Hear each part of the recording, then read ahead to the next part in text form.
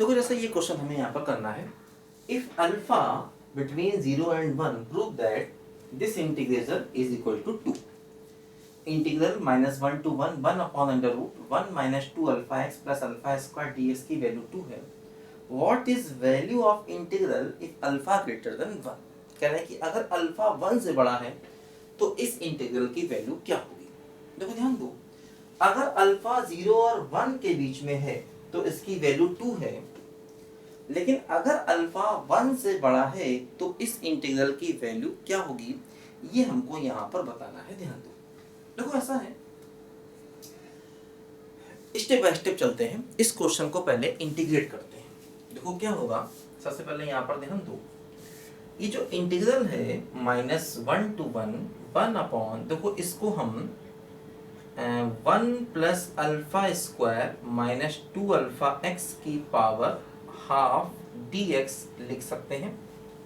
देखो इसमें क्या है, एक्चुअली एक्स का एक ही टर्म है ना।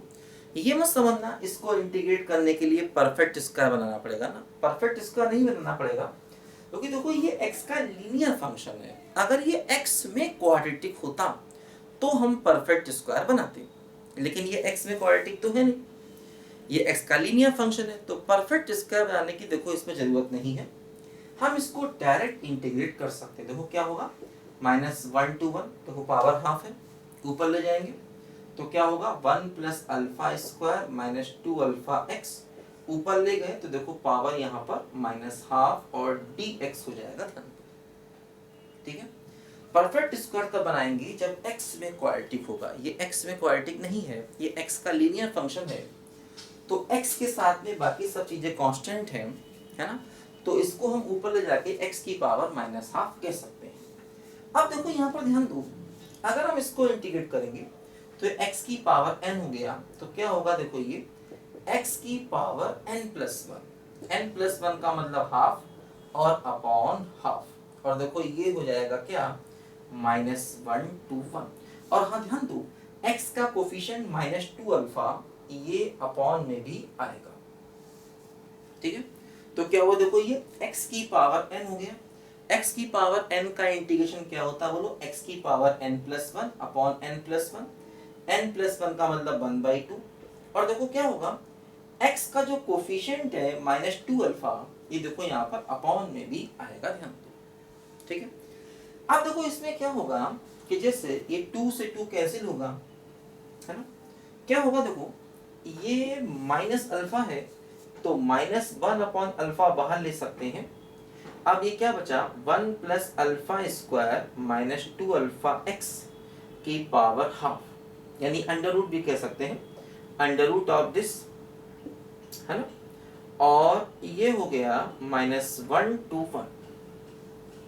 ठीक है, -1 by alpha, 1 plus alpha square minus 2 alpha x का रूट और -1 to 1। अब देखो क्या हुआ, ये -1 बाई अल्फा आ गया, देखो x की जगह पहले 1 रखेंगे तो हो जाएगा under root 1 plus alpha square minus 2 alpha, और माइनस x की जगह पर -1 रखेंगे तो under root 1 plus alpha square plus 2 alpha, है ना, पहले x की जगह 1 रखा, माइनस x की जगह पर -1 रखा। अब देखो यहाँ पर ये क्या हो गया, -1 अपॉन अल्फा, अल्फा -1 का होल स्क्वायर होगा ये, तो उसका अंडर रूट लेंगे तो मॉड ऑफ अल्फा -1, और देखो यहाँ पर क्या होगा, अल्फा प्लस 1 का होल स्क्वायर, उसका अंडर रूट लेंगे तो मॉड ऑफ अल्फा प्लस 1, ऐसे हो गया।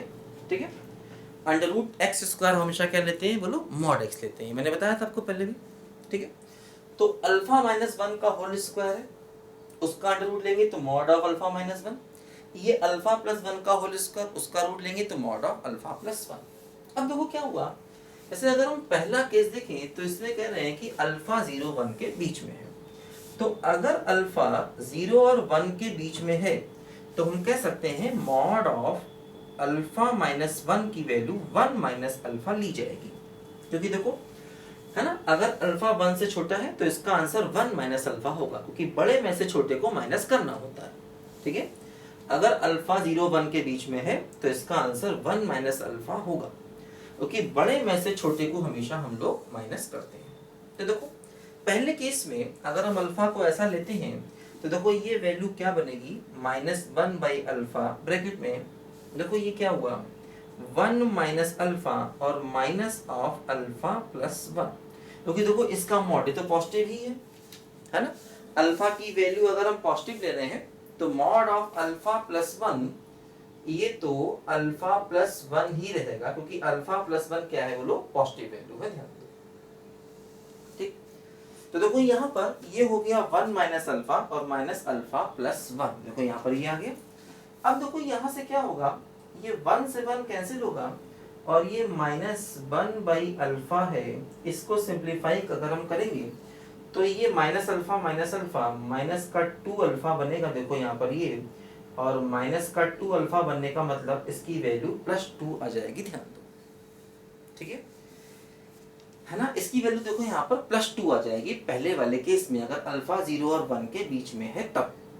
ठीक है, अब देखो सेकेंड केस अगर हम देखें कि अगर हमारा अल्फा 1 से बड़ा है, अगर अल्फा 1 से बड़ा है तो देखो क्या होगा, ये जो मॉड ऑफ अल्फा -1 है इसकी वैल्यू अल्फा -1 लेंगे, हालांकि इसका मॉड यही रहेगा, मॉड ऑफ अल्फा प्लस 1 ही रहेगा, उसमें कोई समस्या नहीं। लेकिन अगर अल्फा 1 से बड़ा है तो इसकी वैल्यू अल्फा -1 हो जाएगी। तो देखो सेकेंड केस में ये क्या हो गया, -1/अल्फा, देखो ये वैल्यू हो गई क्या, बोलो अल्फा -1 हो गई, और माइनस देखो ये वैल्यू अल्फा +1 हो गई। अब अल्फा से अल्फा देखो कैंसिल हो गया, तो क्या बचा -1/अल्फा, और देखो ये -1 तो -2 हुआ, तो फाइनल आंसर 2/अल्फा आ गया, है ना। तो अगर अल्फा 0 1 के बीच में है तो ये आंसर 2 रहेगा, जो हमने यहाँ पर प्रूफ किया। सेकेंड केस में अगर अल्फा 1 से बड़ा है तो इसी इंटीग्रेशन का आंसर 2/अल्फा हो गया, ये देखो हमने यहाँ पर प्रूफ किया। तो मतलब ऐसे क्वेश्चन से क्या करता है आईटी, इनको मोर देन 1 करेक्ट बना देता है ना। तो यहाँ पर कुछ नहीं, बस बेसिक पे अपने ध्यान देना है। ये बात मैंने आपको समझाई थी पहले भी कि √x² हमेशा mod x होता है, इसी का देखो हमने यहाँ पर यूज किया, और इसी के आसपास ये पूरा क्वेश्चन घूम भी रहा है। क्योंकि देखो ये अल्फा -1 का होल स्क्वायर है, उसका अंडर लेंगे तो मॉड ऑफ अल्फा -1, और इसका अंडर लेंगे तो मॉड ऑफ अल्फा +1, है ना। तो ये कॉन्सेप्ट यहाँ पर मेन हमको यूज करना है, इसी के आसपास देखो ये पूरा का पूरा क्वेश्चन यहाँ पर घूम रहा है। इसको जरा बच्चे यहाँ पर ध्यान से लिखें, लिखो बच्चों ध्यान से पहले इसको।